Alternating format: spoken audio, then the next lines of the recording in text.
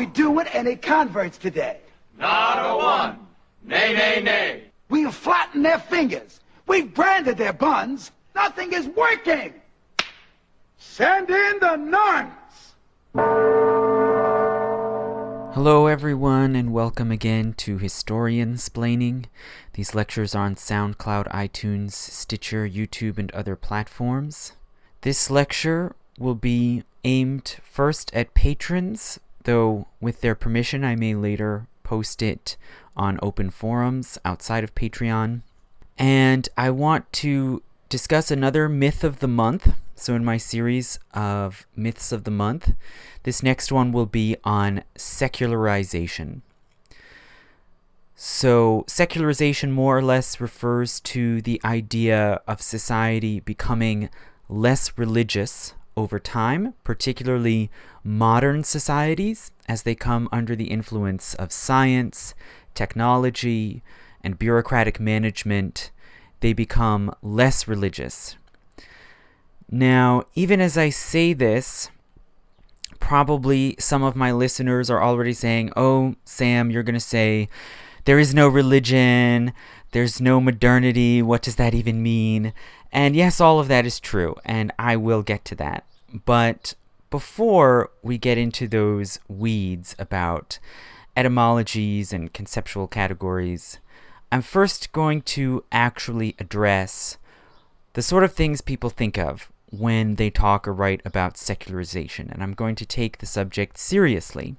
And I will start taking the subject seriously by, of course, telling a joke. This is a joke some of you may have heard. It's circulated around, and it goes more or less like this. There are 3 clergymen, say a priest, a minister, and a rabbi, and they get together to play golf, perhaps. And they discuss what they do in their different houses of worship when they get a big windfall of donations. Sometimes they give a really good sermon and the collection plate that week is just overflowing with cash.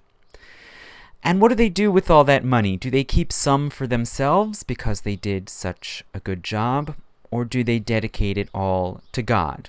And first the priest says, "Well, I have a system. When I get a huge windfall of cash, I just draw a circle around myself in chalk on the floor, and I take the cash and throw it up into the air. And whatever falls within the circle next to me, I keep for myself. And whatever falls outside the circle, I give to God." Then the minister says, "Well, I just go about it slightly differently. I draw a chalk circle around myself, I throw the cash in the air, and whatever falls outside the circle, I keep for myself, and whatever falls inside the circle is dedicated to God." Then the 2 of them turn to the rabbi, and the rabbi says, "Well, my system's a bit simpler. I throw the cash up in the air, and whatever God wants to keep, he can keep, and whatever falls to the ground, I keep for myself." So what do we make of this joke, and why is it funny? Well, on the one hand, you can see the different characters as playing different roles, and in this case, the rabbi can be seen as standing in for Jews. And you might see the joke on the one hand as possibly anti-Semitic, in that it's saying that the Jew is stingy and keeps money for himself. On the other hand, it's funny in part because the rabbi is also the hero of the story. He's the one who's more smart and practical and is able to see the contradictions in the other 2's actions. And what are those contradictions? Well, the rabbi seems to imply if you really believe in the sort of God that your religion teaches, a God who performs miracles, who is all-powerful, who intervenes in the world and makes judgments on people and events, then you ought to think that it's perfectly possible for God to simply take whatever money he wants. And hence this bizarre exercise of tossing money in the air and seeing what falls where should be pointless or unnecessary. And in this way, the rabbi in this joke is pointing out a tension in how religion is practiced and taught in the modern world. that all kinds of secularization theorists or scholars who subscribe to the idea of secularization have also pointed out over the years.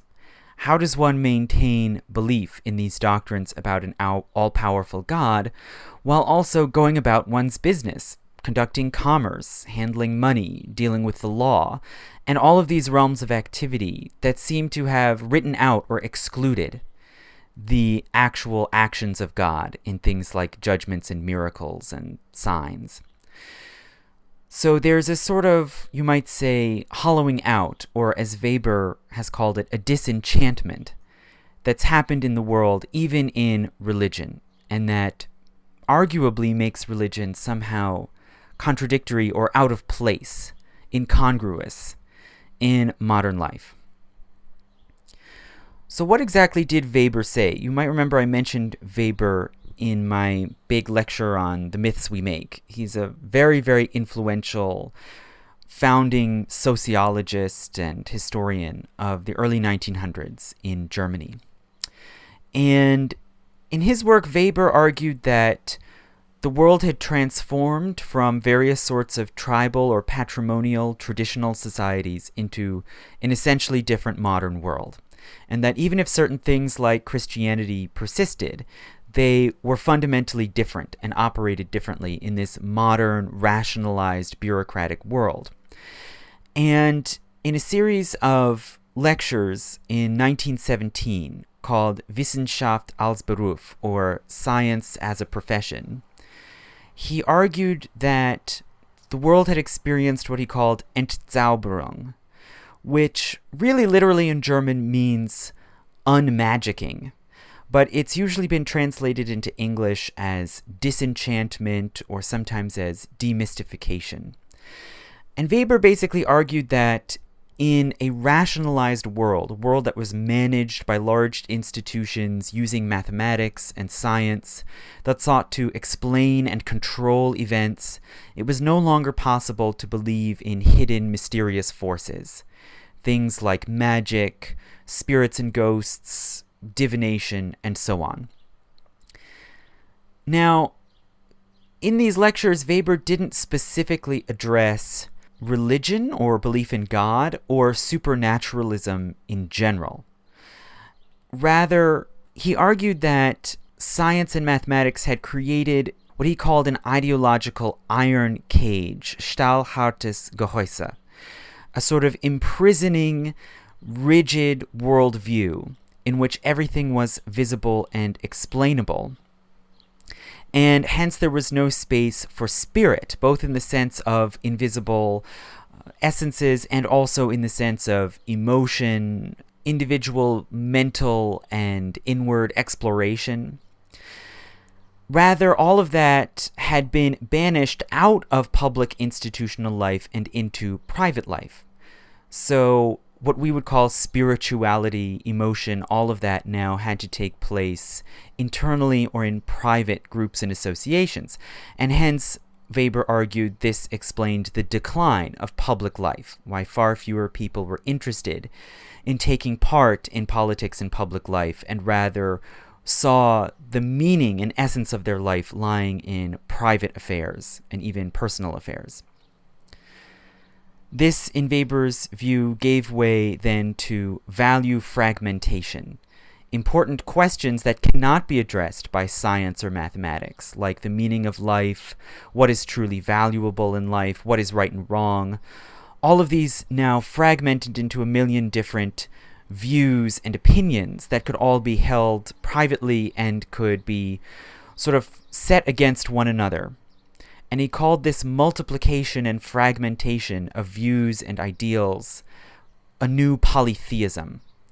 So in his argument, just as the ancient Greeks had believed in various gods who could fight with one another and take sides in wars, so fundamental beliefs about life and about good and bad and right and wrong were now contending and fighting on a sort of endless field of battle. How did one adjudicate among these different opinions and views? Well, this comes down simply to arbitrary taste. There is no real rational or shared basis or set of criteria for deciding questions of good or bad or value. And hence people are, in a sense, paralyzed. They have no way to make final judgments other than whim and arbitrary choice. So this is just a brief, very digested reflection on Weber's arguments, which of course are much more complex and subtle. This basic line of argument, which he put forward in these lectures at the Munich University in 1917 during the enormous destruction of World War I, they reflect the feeling of that moment in many ways. The idea that science, technology, rational institutions had failed humankind and had led to this horrible mass slaughter. Nonetheless, they have been taken up and used and reapplied over the 101 years since in various different ways and have been reshaped into what people sometimes call now the secularization thesis. The idea that these markers of modernity lead not only to a decline in belief in magic, but to a decline in belief of all so-called supernatural phenomena, including religion. So the more people are exposed to the arguments of science, to the power of technology, to the power of modern institutions, the less they adhere to beliefs in religion, God, the immortal soul, the afterlife, and all of these sort of core doctrines of Western religion, or of real religion all over the world, as it's commonly understood. So, what are the problems with extending Weber's argument in this way into an overall secularization thesis? Well, many people have pointed out some of the pitfalls. For one thing, this line of thinking that modernity, science, technology, bureaucratic government leads to a decline in religion is that it overlooks the existence of so-called natural religion or rational religion. So going all the way back to the 1600s, really, to the Royal Society, Newton, and up through the 17 and 1800s, there have been many people who embraced and promoted what they considered to be religion without supernaturalism or spiritualism. Belief in God as a kind of rational creator. Okay, one common strain of this rational religion is deism, the notion that a creator God shaped the world to obey certain regular laws and patterns, but does not intervene and create miracles. There are no spirits, no witches or goblins. There is no magic. Rather, there is a rationally ordered world that follows the template set forward by its rational creator. So this is just one form of rational or natural religion that has had many adherents over the past several centuries. And it really has roots earlier in the Catholic and Protestant Reformations that also sought to cast out what they considered to be obscurantist or superstitious elements out of Christian practice.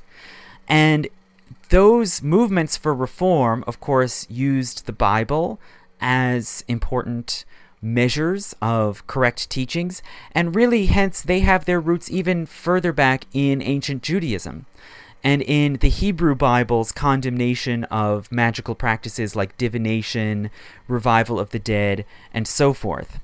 They condemn spirit conjuring, sacrifices, human sacrifice.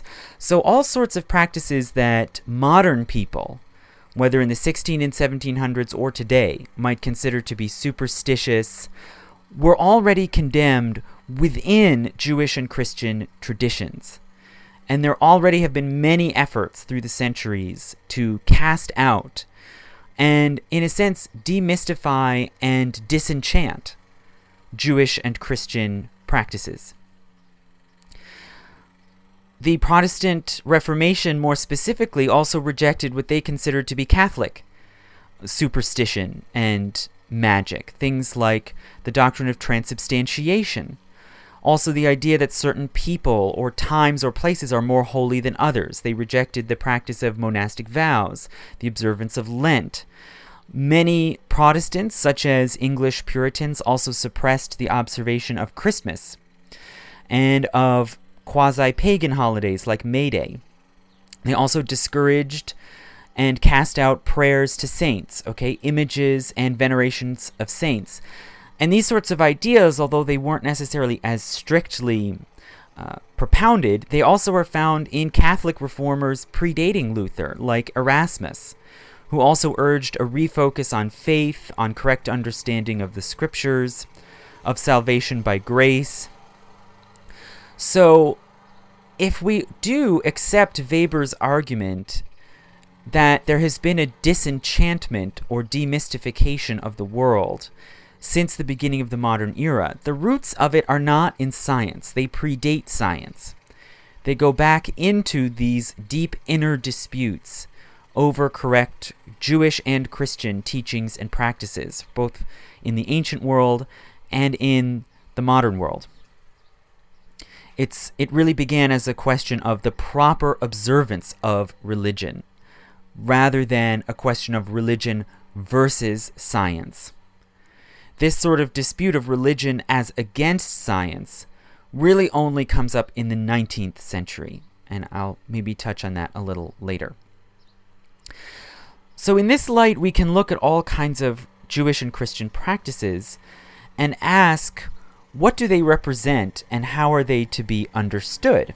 And in many respects, even people who practice these rituals like prayer don't necessarily see them as supernatural in the way that an atheist or a secular-minded person might see them.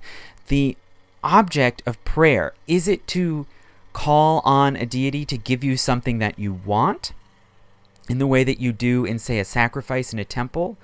Or is it more a kind of meditative practice? There are many religious people today who argue, well, prayer really is about aligning your will with God's, or bringing yourself closer to God. And that may be more or less true for more or fewer people, and you might be skeptical of it. But these sorts of questions about what are you achieving in prayer, and is it a kind of magic, a kind of invocation, those debates have been going on within these religions for hundreds of years. Now, another empirical reason to question and possibly doubt this secularization thesis is that religion, in many ways and in many contexts, really does not seem to be declining. We can say, okay, countries like the United States or Germany have secular law codes that don't make reference to God. The U.S. Constitution makes no reference to God. It makes no reference to religion except to say that there shall be free exercise of religion and no established religion. And we can say there are all these institutions like universities, corporations, unions, and so on that are ostensibly secular. But at the same time, that doesn't seem to mean that people are any less religious. Or at least we can say that that seems to hold true through Weber's time, at least up to the 1970s. People in the U.S., which is arguably the most modern state in many ways, the most secular in its laws and government, the most commercial, the most mass media saturated, people have very high rates of religious adherence in the United States. Most people profess belief in a God, in some sort of religion. Large portions belong to houses of worship that they attend regularly. There have been many revivals and awakenings of religion, and one actually began in the 1970s and 1980s. The evangelical, especially evangelical megachurch movement has really flourished. And really, if we say that there's some decline in religious adherence, which certainly has happened in recent years, it didn't really start in Europe until the 1960s, and in the US not really until the 1990s, if then. It's very dicey exactly how you measure this. Again, because in the US case, it's very hard to measure because the government doesn't ask people about their religious beliefs or practices. that is considered unconstitutional. If there's a separation of church and state, you leave people's religious convictions and practices private. So ironically, it's hard to say exactly what the levels of religious adherence are, but clearly in the US they continue to be high, and any decline that's happened has only been in about the past 25 years. In Europe, maybe it's happened for a bit longer, since about the 1960s, but still, that's more than 300 years after the onset of the scientific revolution. It's more than 150 years after the French Revolution. It really seems as if religion has persisted with remarkable strength and success through centuries of modernity. In addition, there are many people who clearly embrace modern ideas, including science, while also remaining religious. Empirically, there doesn't seem to be any mutually exclusive situation here. In the United States, most people who subscribe to important scientific theories like evolution by natural selection also profess belief in God and associate with some religion. And historically, we know that important early scientists like Galileo were fervently religious. Part of why Galileo got in trouble was because he was determined to convince the Catholic Church to change their teachings to conform with what he believed was correct knowledge about the cosmos. So he was very invested and cared very much in the teachings of the Catholic Church. He had a daughter who was a nun, which was not unusual. And in more modern times, we can see many scientists profess religious belief at not much lower rates than the general public. The head of the Human Genome Project, Francis Collins, famously is a devout evangelical Christian. And many people find all sorts of ways of either compartmentalizing or reconciling religious beliefs with science. For all of these reasons, scholars in recent years, especially in the past 20 years, have had to in some way adjust or revise exactly what they mean by secularization, since it seems as if we just take the naive surface sense that modern life leads to a decline of religion or leads people to be less religious, it doesn't seem to hold up. But nonetheless, people still seem to agree that some kind of secularization has happened, that we are living in a more secular time today than 200 years ago or 500 years ago or 1,000 years ago, when it seems in retrospect as if religion suffused all aspects of life. And today, as I have said, all kinds of institutions, spheres of activity seem to be devoid of religion. So something has changed. And this is the problem that the Canadian philosopher Charles Taylor takes up in his massive book, A Secular Age, which was published in 2007 and has become, in a sense, the sort of updated restatement of the secularization thesis. So Taylor says there is a consensus that secularization has happened in some way. But in order to examine exactly what has changed and how, we have to distinguish three different possible meanings of secularization, three different versions of the process, and consider them separately. So he says there are three different things we can mean by secularization. One, the public square has been stripped of religion, right? Public debate, law, media seem to ignore religion. It's been drained out and put into a private sphere. And this, of course, has some roots in Weber. Two, people have become less religiously observant or believing. Faithful, you could say. And three, religious views are relative. They're open to doubt, to questioning, to change. People, even if they are religious and choose to believe, they have to do so in a critical, informed way, knowing that it is a valid and available option to not be religious. So this is the particular sense of secularization that Charles Taylor is most interested in and that he's trying to trace and argue for in his book, A Secular Age.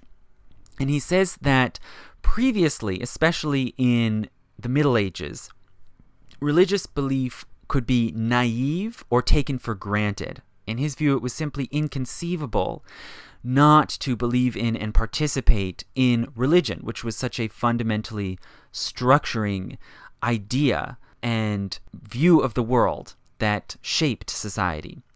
Whereas today, people cannot be naively religious. They have to know that religious claims are up for contestation and change.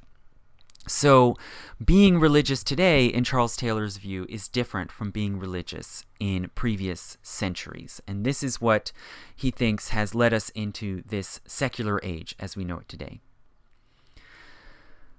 Other scholars have put forward very similar new interpretations of secularization that are pretty much in line with Taylor's. So the sociologist Peter Berger, who also is a very deeply influential thinker in terms of modern moral philosophy, social theory, religious studies, he argues that what we have today is not so much secularism as it is pluralism. People are free to choose to affiliate with different religious groups. They're free to take up or reject or revise different religious views and doctrines. There is no longer such a clear orthodoxy, but in Berger's argument, this does not mean people are not religious anymore. Rather, people float around, they go from place to place. And I'll go back to some of these ideas that Peter Berger puts forth later.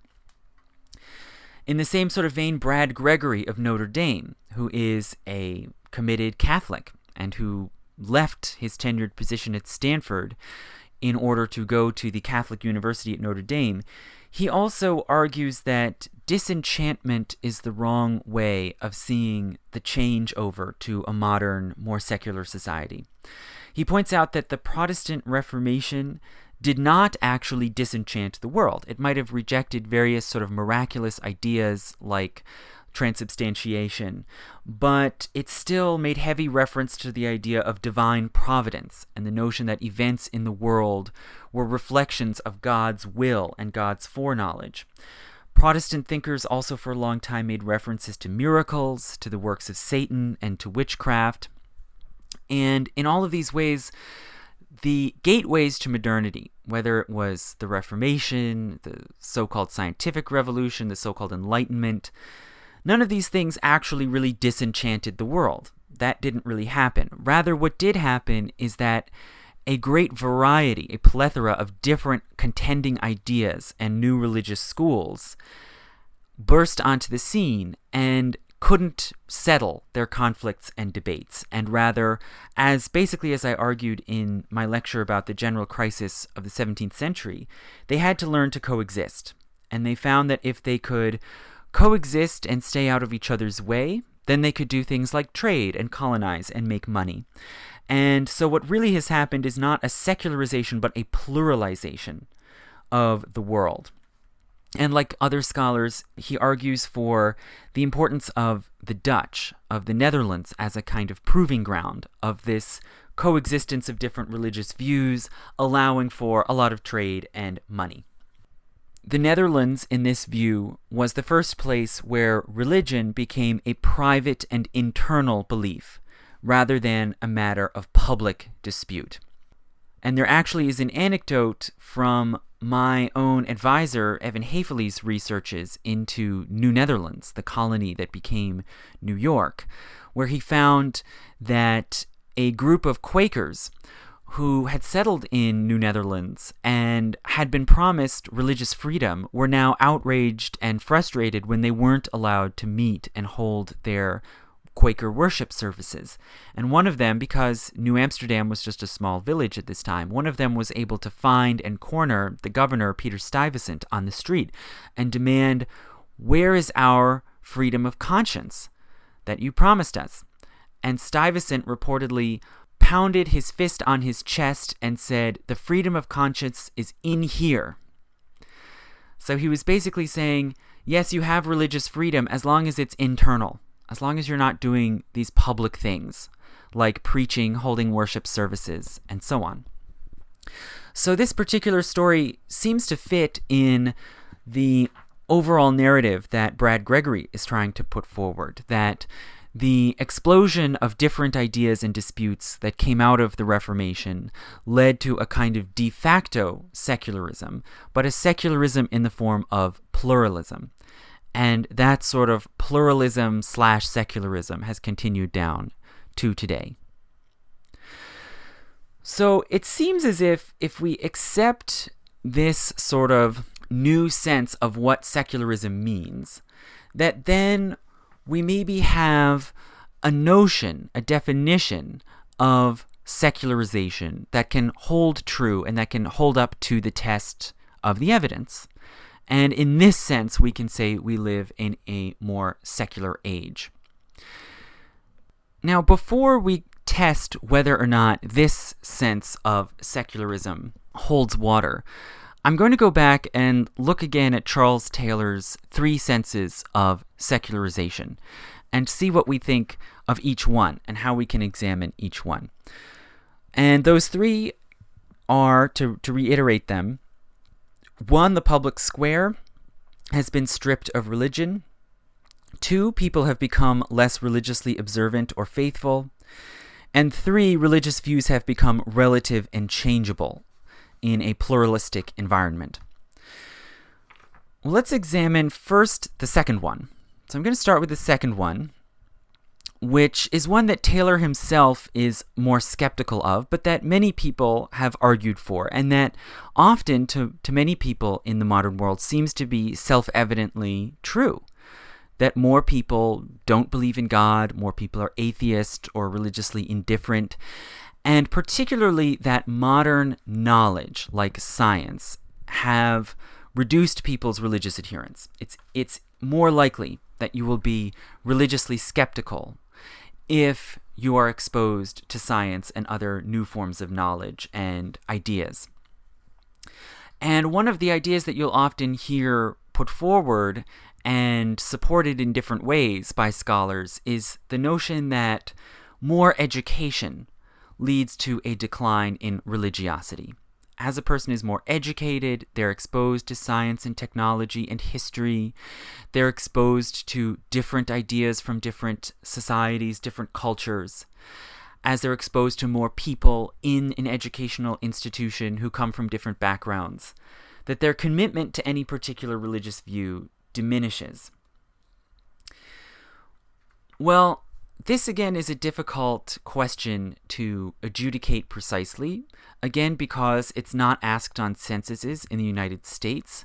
And in some other countries like Britain, when it is asked on a census, a lot of people intentionally answer wrong or misleadingly because they don't believe it's right to ask people's private views. Nonetheless, there are research institutions, such as Pew, that have tried to trace out whether this actually is true. And in particular, Pew undertook a very large survey and analysis on this question: does religious adherence or belief decline with higher education? Last year, in 2017. And the findings were very complicated. For one thing, there are different ways of measuring or ascertaining, is this person religious or not? It's a lot more complicated than asking, do you have a college degree or do you have an advanced degree? But all in all, we can say that the result was basically no. There's no particularly strong pattern showing that if you're more highly educated, you become less religious. For one thing, it is true that if you have higher levels of education, a high school degree, a college degree, a postgraduate degree, then you are a bit less likely to say that religion is important in your life. You also are slightly less likely to say that you believe in God. Now, this should be qualified, and I'll probably get to that later. But when it comes to prayer, do you pray? There's no significant difference.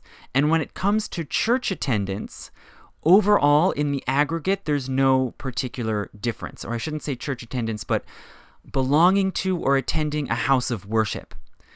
It seems as if higher education doesn't make that any less likely overall. So the main change when you become more educated is that you become less likely to say religion is very important in your life. This does decline with education. Now, is this because you don't believe in religious teachings anymore, or you don't participate in religion anymore? It doesn't seem so, because those things either decline less or they don't decline at all as you become more educated. So rather, if we look into this question, is religion very important in your life? It's possible that more highly educated people less often say yes to that question because they're more likely to be wealthy and successful in life. And if you're less educated, you're more likely to be working class or poor, to be struggling, to have lower social status, and hence religion might be more important in your life, not in the sense that you believe in it more, but in the sense that it's more of an important emotional support in your life. Or maybe it's even a more important community and social and material support in your life, to have that religious community to help you through the difficulties of life.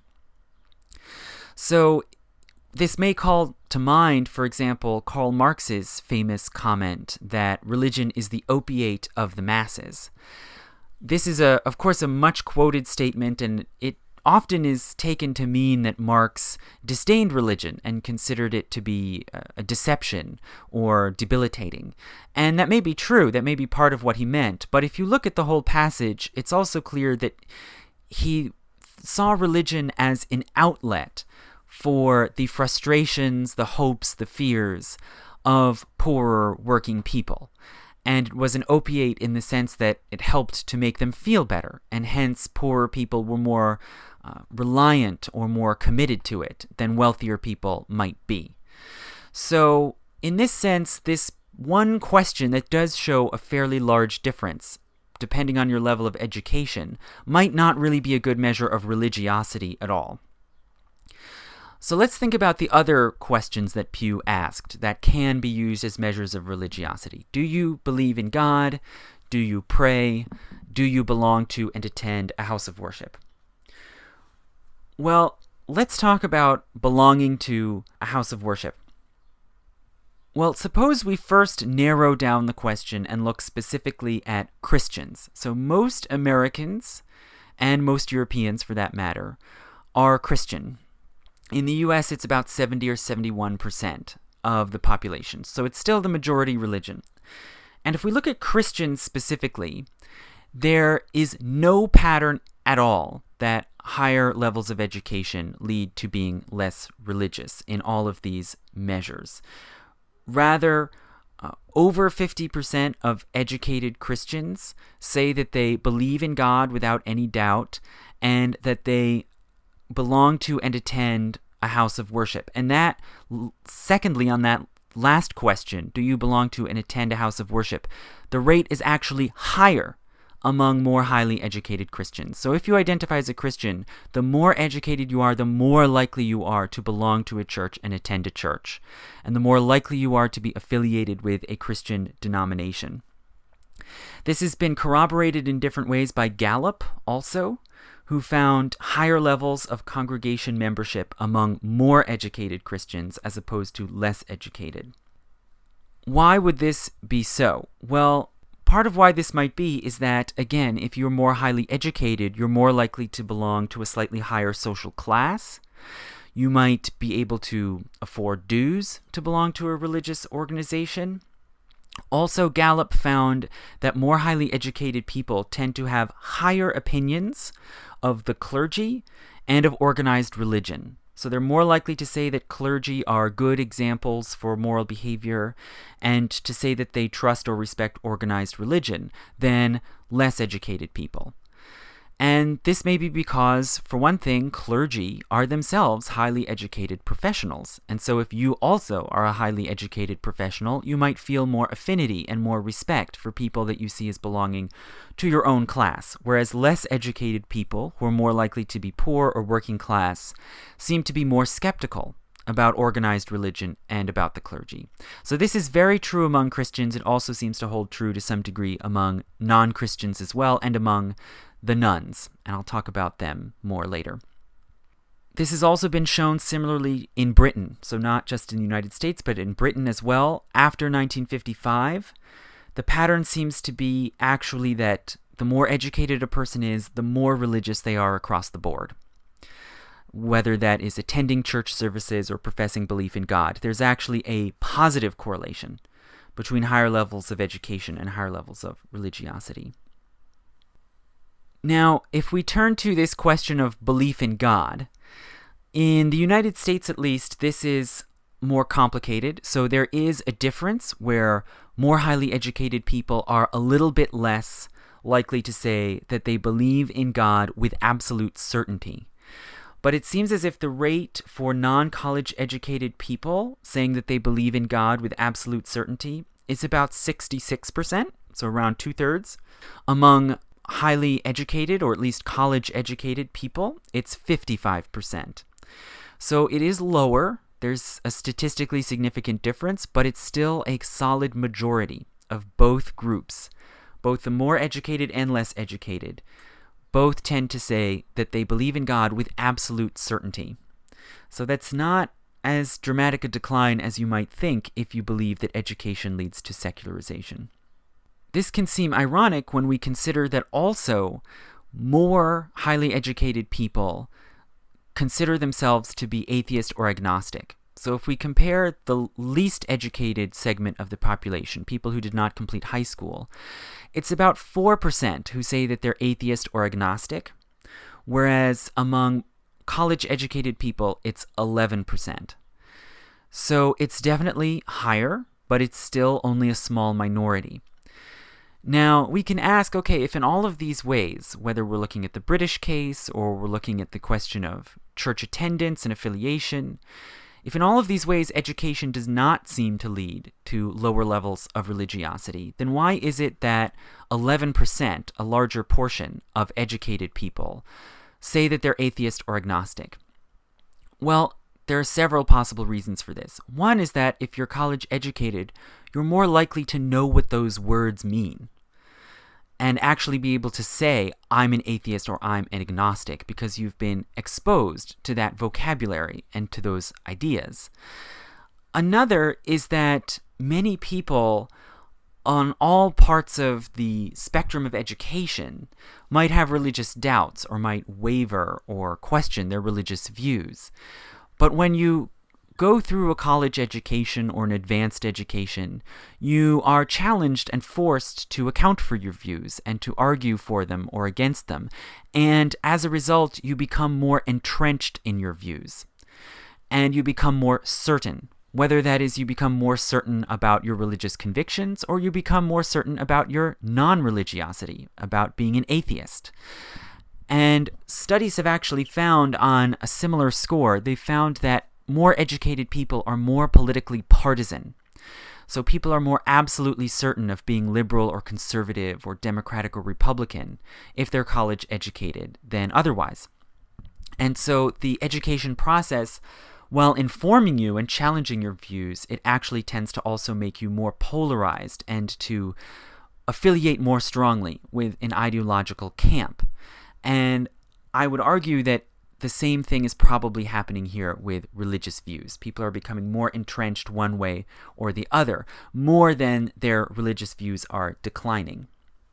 So I'll tell another joke on this along these lines. This is a joke about Unitarians, and I'm sure any Unitarians listening will have a sense of humor about it.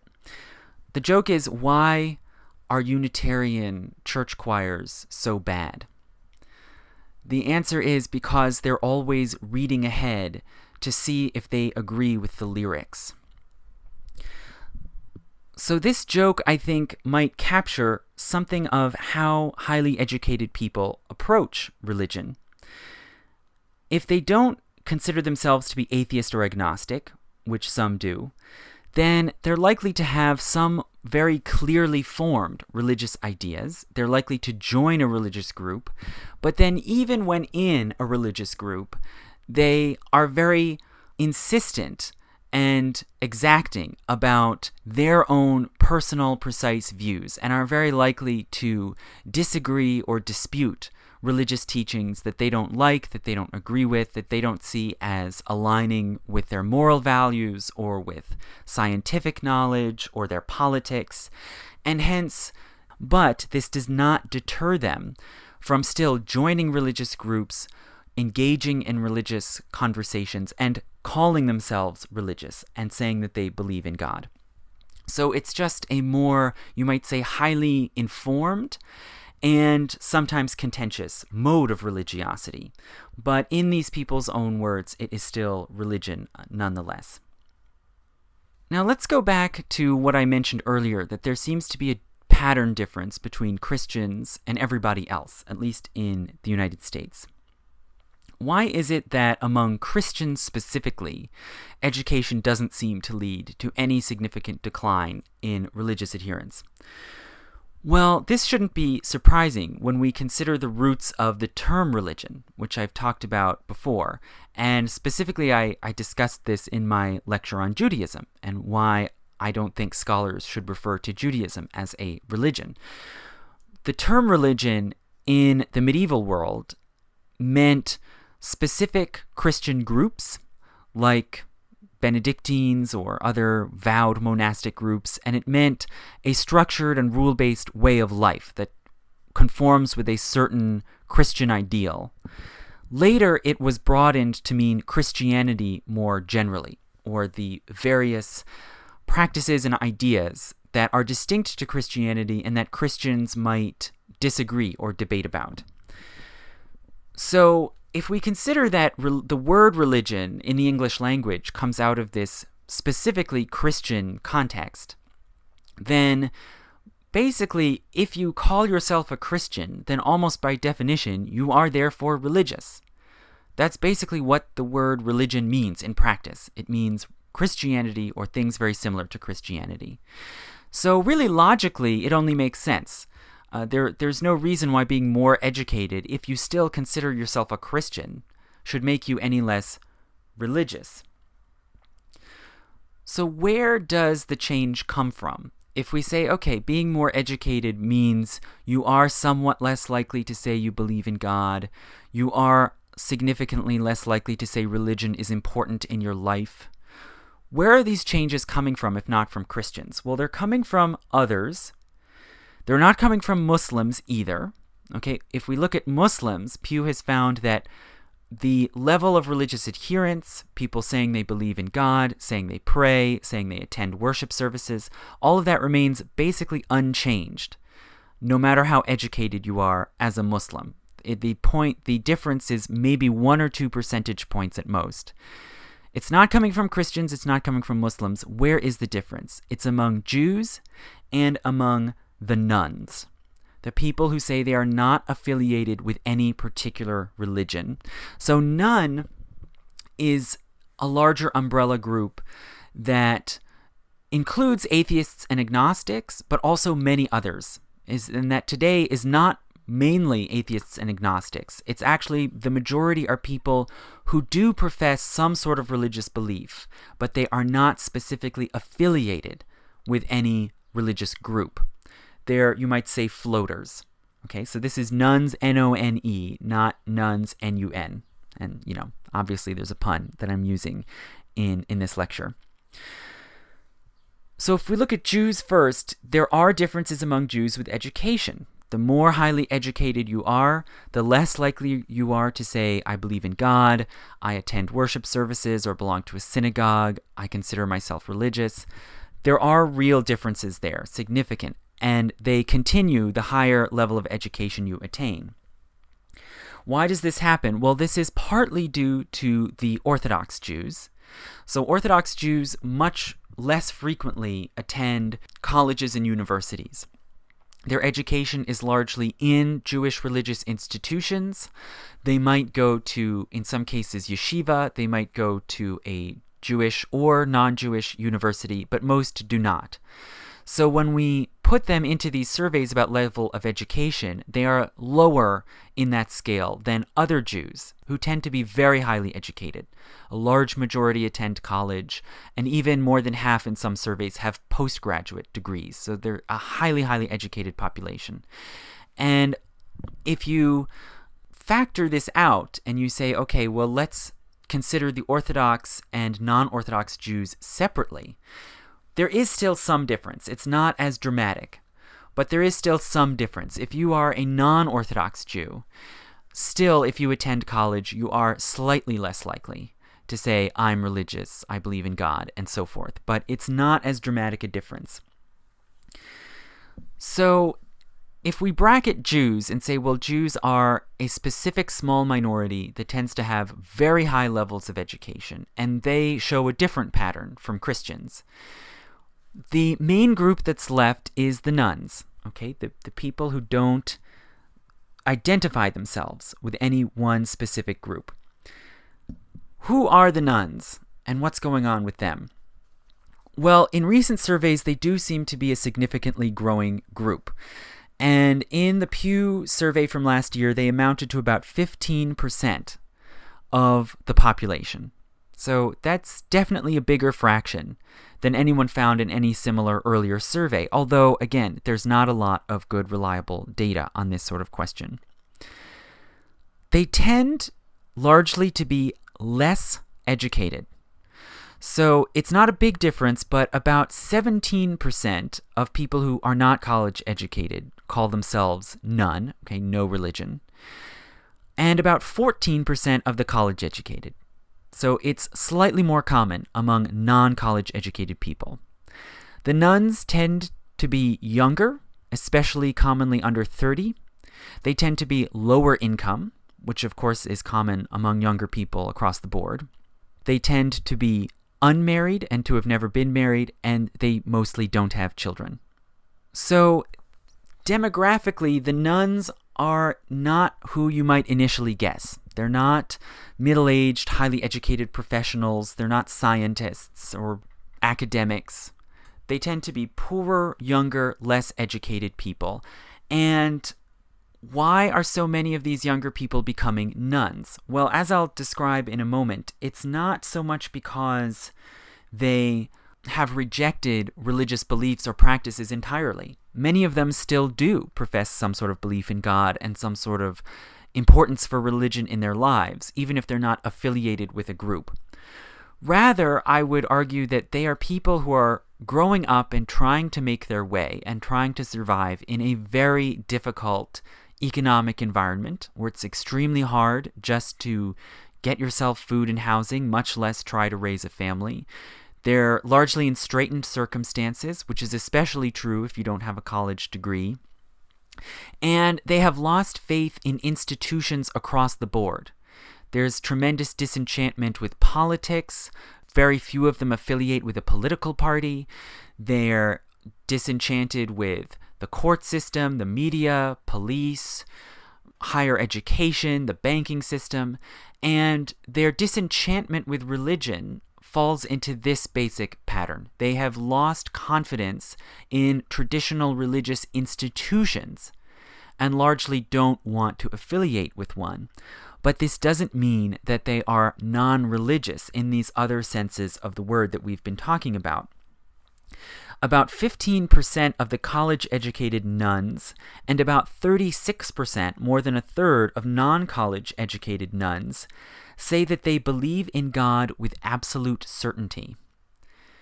So we are not talking about atheists and not even agnostics in this case. We're talking about a significant fraction, around a quarter or so, of people who say they don't belong to any religious institution or group, say that they believe in God with absolute certainty. Significant fractions of them also pray regularly, many read scripture, and a significant portion say that religion is very important in their lives. So the nuns, again, are not who we think they are. They're not people who have rejected belief in God or, say, the supernatural or in prayer. They're people who simply can't see themselves belonging to a religious institution, or for whatever reason don't have a religious institution that they want to affiliate with in the place where they live. You might have to move to a city for a certain job, you might have to move to some other place in the country, and you've disassociated with institutions and have not rejoined. This is very common among younger people today. And all kinds of institutions, private clubs, fraternal societies like the Freemasons and Hadassah, the Elks, have all declined and really struggled to bring in people in the younger generation. As I said, political parties, unions, all of them are really having a hard time pulling in younger people who have been dislocated, who have had to move, who don't have a clear community to belong to, who often turn to the internet for social networks and association, and who are really disenchanted with institutions. And this, I think, is the root of the phrase that we often hear especially among younger people: I am spiritual but not religious. I'm always very confused by what that means. To me, it sounds like such a fine hair-splitting distinction. What does it mean to be spiritual but not religious? Does that mean you believe in God or you don't? Does that mean you believe in an immortal soul or you don't? Does it mean you think you're Christian or not Christian, or you're something else? It's very confusing. It always strikes me as sort of like saying, I want my wallpaper to be purple but not violet. So when people say I'm spiritual but not religious, I think what they often mean, and maybe even in most cases what they mean, is I still value or hold on to certain things I associate with religion, like prayer, like belief in a soul or a spirit, like belief in a god or gods, but I don't want to belong to a group with set practices and doctrines. So basically, this idea that education leads people to become less religious is really not so much the case when we look at it closely.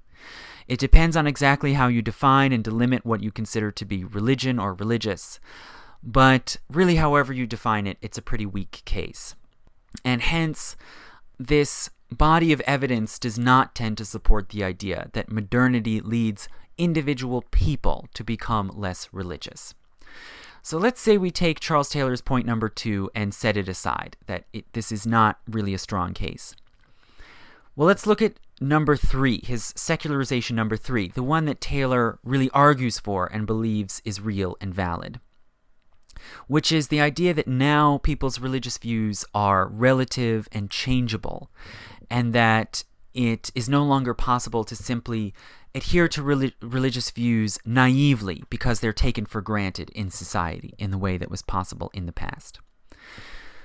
Well, this too has some roots in Weber. Okay, the Weber says that multiplicity and variety have exploded across the religious and ideological scene. Arbitrary taste now takes over in governing people's values and beliefs. This is similar, of course, to what Peter Berger and others call the pluralism of the modern world. Well, this seems to be in line with what we already talked about, that there has been a rise in people calling themselves nuns or unaffiliated. It's now at least 15% of the population. And indeed, there's plenty of evidence for the new sort of variety and experimentation in religious views that Taylor sees as part of the modern world. There are all kinds of new religious beliefs, intercombining of different beliefs and practices, experimentation. There have been new groups putting forward new doctrines that have stumbled over one another in reaching out for public adherence, starting from the 1960s, the Nation of Islam, the neo-pagan movement or Wicca, smaller spiritualist groups like the MSIA, Movement for Spiritual Inner Awareness, and other movements, the Church of Scientology, which maybe I'll talk about another time. There's also been a great growth in missionism.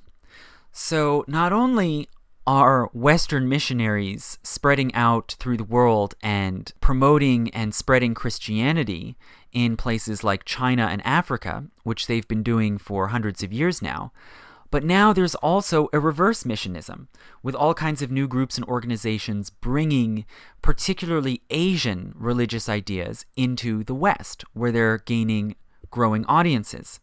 So groups like the Vedanta Society, which began more than 100 years ago, then Krishna consciousness, Soka Gakkai, a Buddhist movement that can claim one member of Congress, Hank Johnson, as the first Buddhist in Congress, and all kinds of Asian practices and disciplines that have their roots in spiritual contexts, such as feng shui, acupuncture, and especially yoga, which began as a Hindu devotional discipline, have really taken on the West.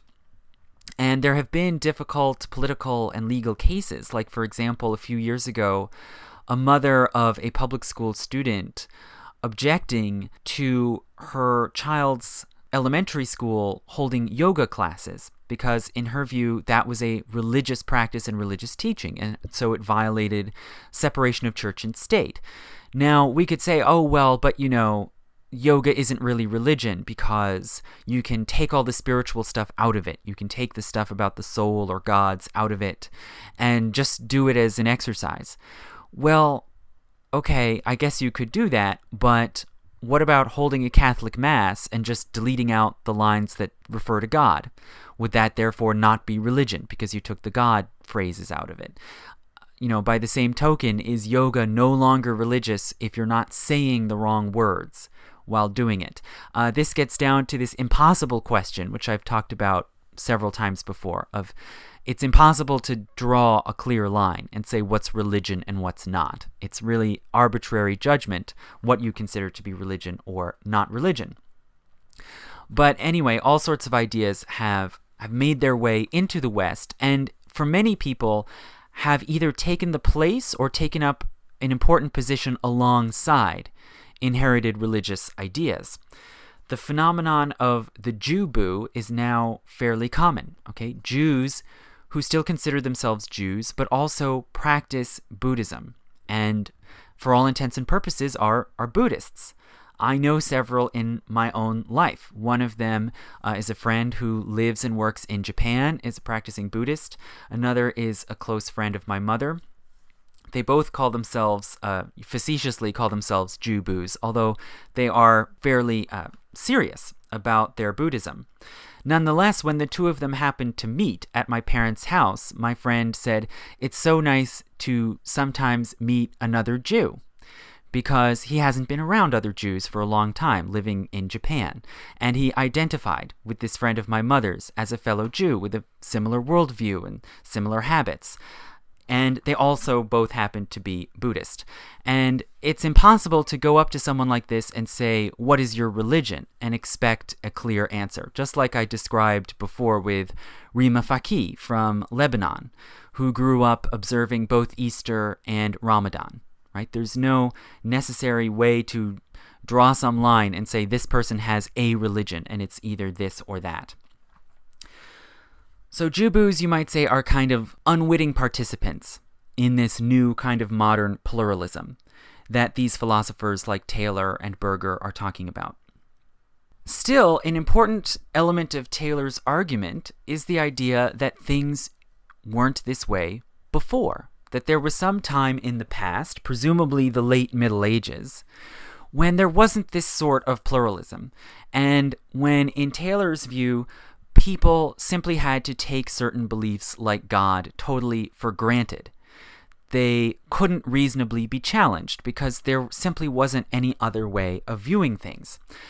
So it used to be an absolute given. It used to be part of the background of accepted beliefs and assumptions about the world.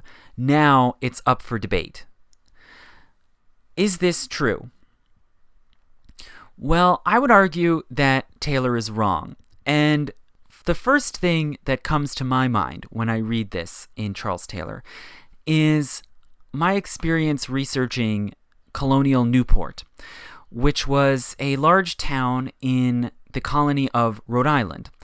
And you might remember I've mentioned Rhode Island before. It was initially founded by Roger Williams and then by Anne Hutchinson and others who migrated out of Massachusetts and who set up a colony where there would be no public or legal enforcement of religious doctrine, as they understood it at that time. So that meant no Sabbath laws, no liquor laws, no laws about witchcraft, and people would be free to adhere to or not adhere to whatever religious beliefs they wanted.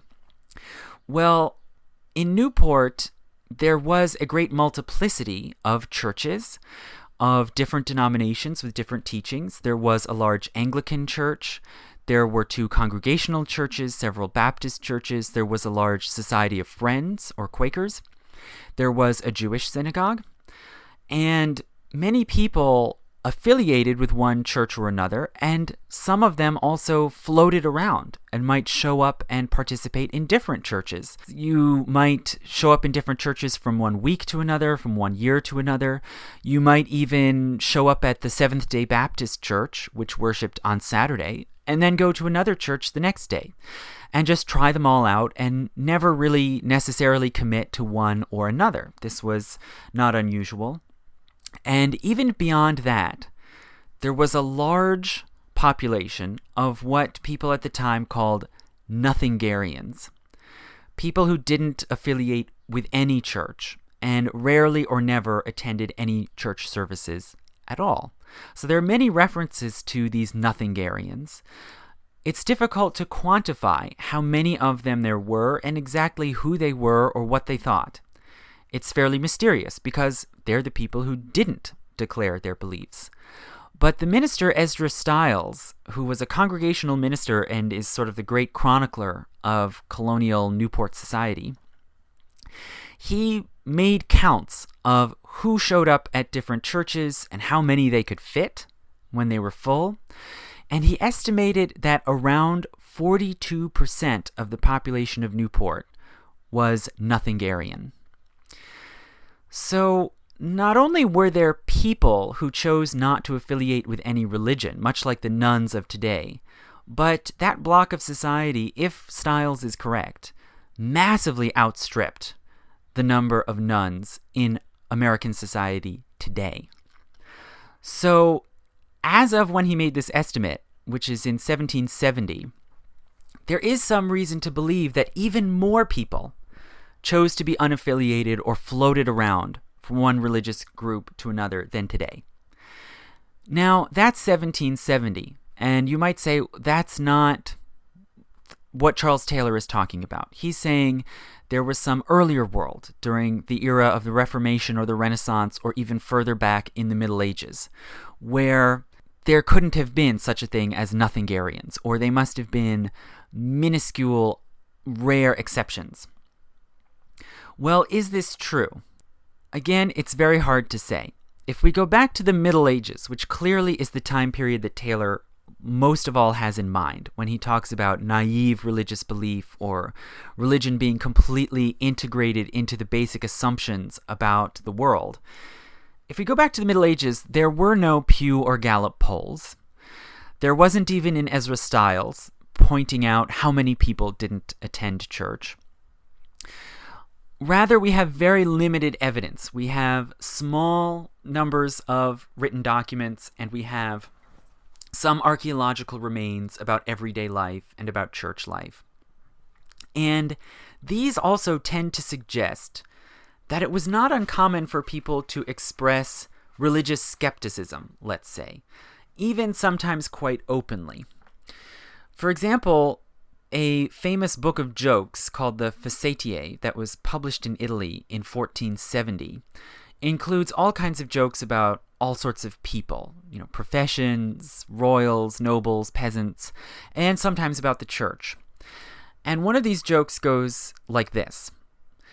One of our fellow citizens, a very witty man, was laboring under a painful and lengthy illness, and he was attended by a friar who came to comfort him, and among other words of solace, told him that God thus especially chastens those he loves, and inflicts his visitations upon them.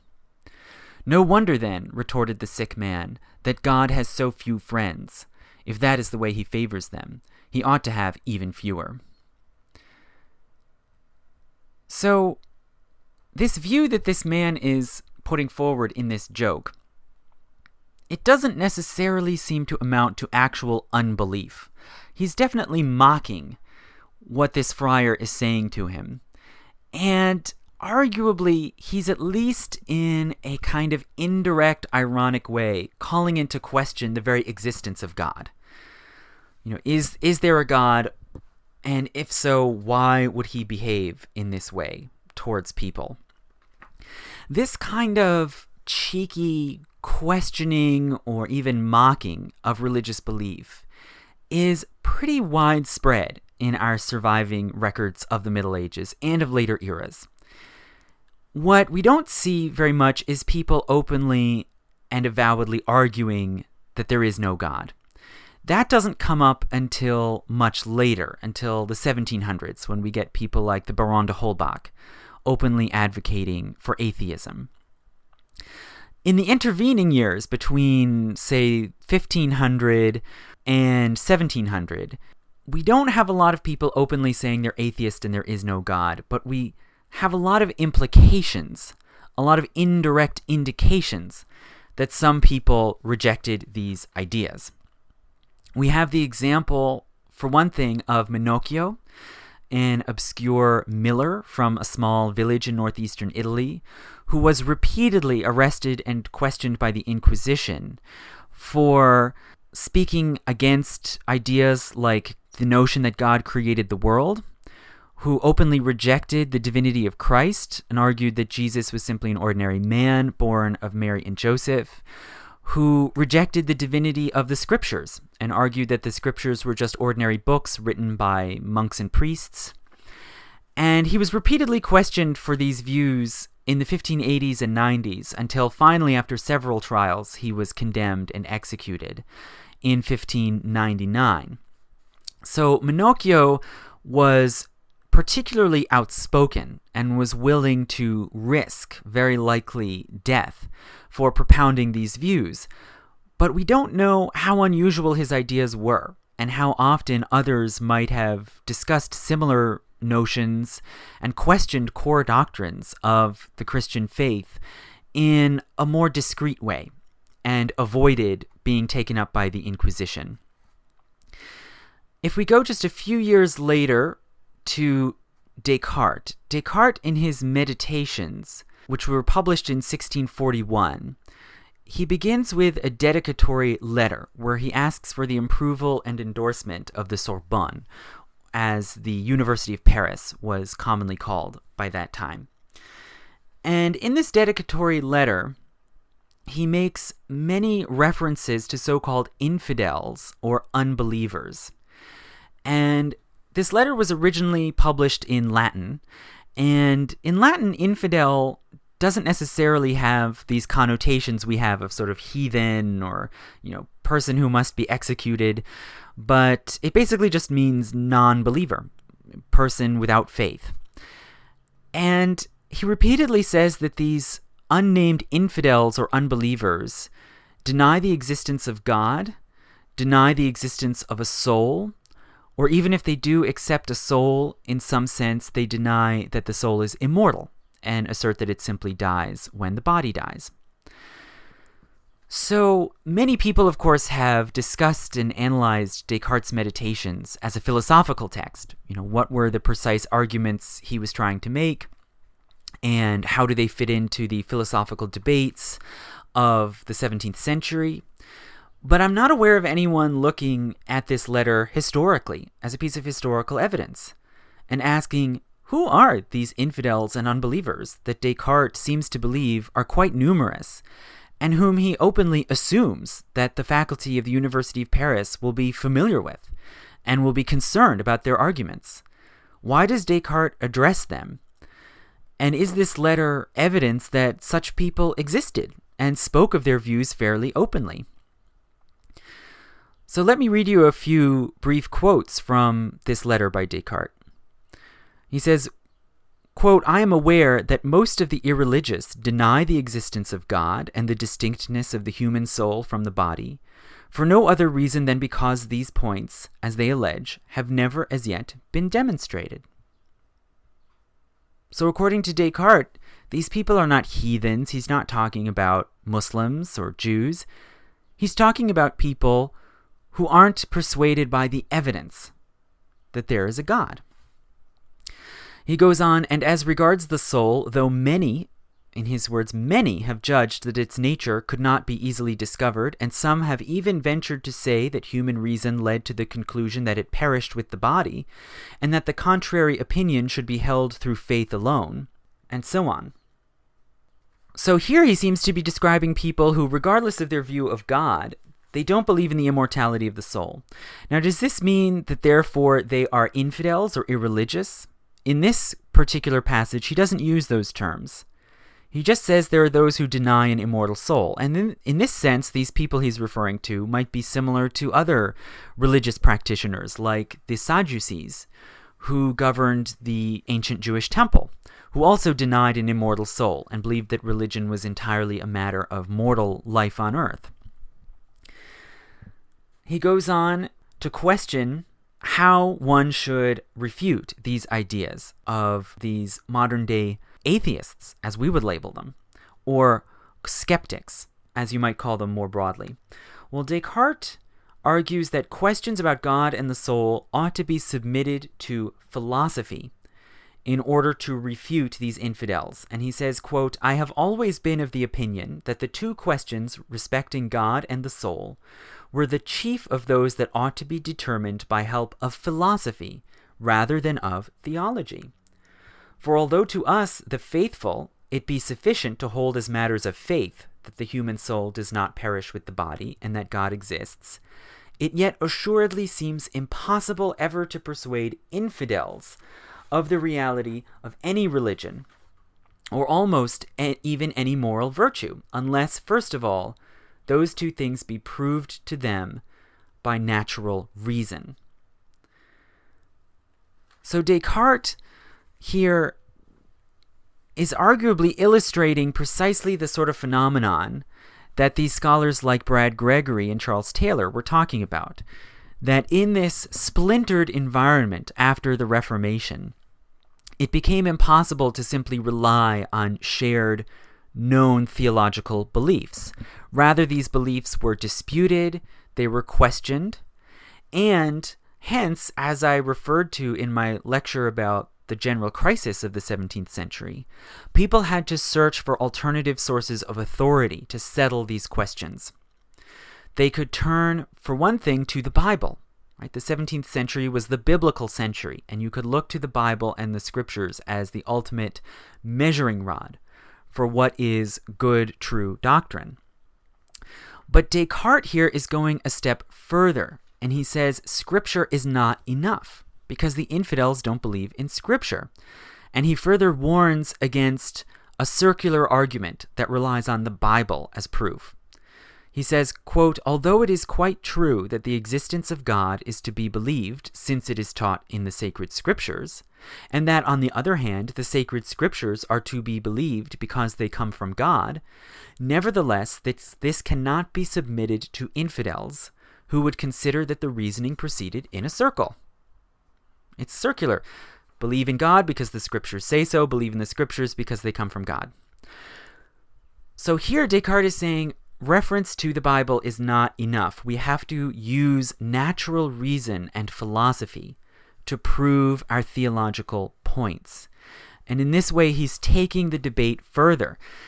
He's saying not only do specific theological disputes between schools of Christian thought have to be settled, but Christianity has to be proved and defended against unbelief, against skepticism or atheism, as we might call it. So it seems, if we look at this as a historical document, it seems as if the process, the implications of this process are working themselves out. Once core ideas and teachings of Christianity are up for debate, then you have to formulate some sort of non-sectarian philosophy that you think can demonstrate your doctrines.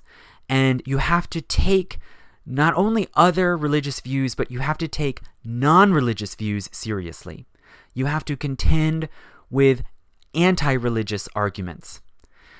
And once this is allowed, then you might say it ends up where we are now, where being religious or not religious is a matter of personal, almost arbitrary choice, right? So Descartes' arguments didn't ultimately work in their attempted goal of convincing unbelievers to believe in Christianity. They were unsuccessful, and instead we now have this contentious marketplace of religious and non-religious ideas. Okay. So what do we conclude then about this notion that today is pluralistic and the past was not? Well, it's not quite true. Pluralism, fragmentation, relativity of different religious ideas, all of these things may have increased and become more pervasive, but they're not entirely new. There was always questioning, there was always contention, going back at least to the 16th century, if not even earlier, I think, into the Middle Ages. There were different schools of thought, and there was the possibility of entertaining totally non-religious views of the world. And indeed, I would say, if we look at the medieval philosophers, we have to ask, why were they so keen on providing proofs of the existence of God? Why did St. Anselm and Thomas Aquinas put so much work into these abstruse, complicated, logical proofs of God? It's because they knew that those ideas, even then, were subject to question and to doubt, and that some people did doubt them. So basically, I would say Taylor is wrong. It is not true that skeptical or atheist views were inconceivable, in his words, in these earlier eras. Rather, they were illegal. People didn't put these ideas forward publicly and openly very often, and they very rarely committed them to paper because it was dangerous, because you could then be either socially ostracized or even face legal persecution by the Inquisition and other institutions. So they were illegal views, and they were kept mostly under wraps, but they were not inconceivable. And the limited evidence we have says that people did question God, immortality of the soul, miracles, and so on. Okay, so let's go back now and end with the first point. So what was the first notion or definition of secularism that Charles Taylor put forward? It was the idea that public and social life have been drained of religion, that there's now a vast sphere of life where religion is not referred to and where it holds no sway. So this is a point that Charles Taylor doesn't really argue for. Rather, he more or less takes it for granted that obviously the world has become secular because we no longer refer to God when we go to our workplace. We no longer refer to the saints when we undertake commerce or exploration. We have this vast world of work, entertainment, science, government, politics that seem to be secularized. Well, is this true? Well, it's undeniable, of course, that things like the United States laws and Constitution are secular and do not make any reference to religious belief. However, at the same time, there is quite a lot of God talk in American politics. If you listen to politicians, if you go to political rallies, even if you just go to a sports game, you're likely to have to stand during God Bless America. There's plenty of religious ideas and imagery in our public life. It's just very strictly delimited when they're supposed to appear and in what form. And there are certain notions and practices that are kept out. For example, if you go to a sports game, you might hear lots of references to God, but you're not going to see a Eucharistic Mass and take the communion. That's something that's done in churches or at religious occasions. It's been segregated out of public life and the public sphere. So in this very limited way, there are specific actions and specific doctrines that are not supposed to be seen or heard in the public square. You can talk about God, but you're not supposed to talk about, say, the Trinity. So we can say in that sense public life has secularized. But really this statement is a tautology. Of course it's true that public life has been secularized, because that's the whole point of the whole idea of secularism. So we could say religion has been taken out of the public square.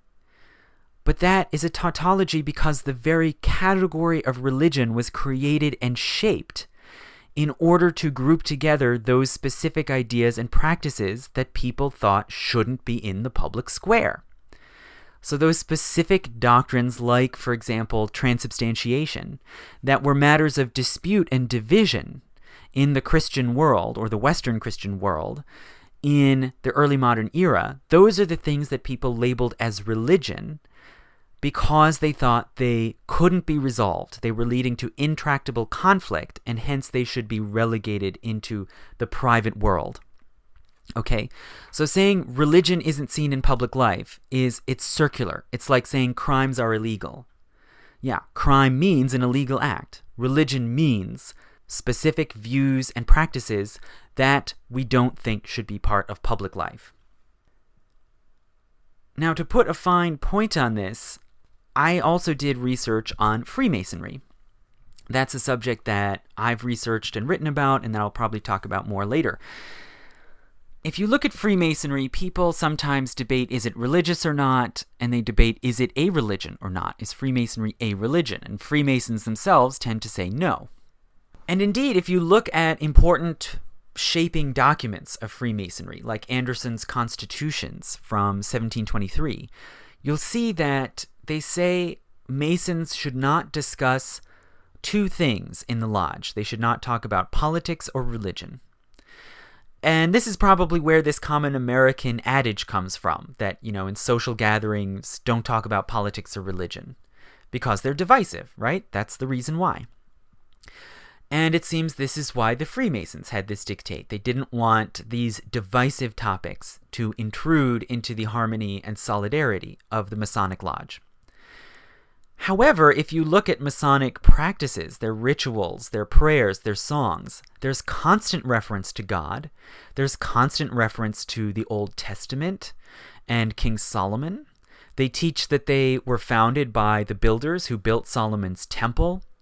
They perform elaborate initiation rituals that involve references to the Old Testament, that involve swearing oaths on holy books, usually the Bible, and sometimes invoke saints, St. John the Baptist and St. John the Evangelist.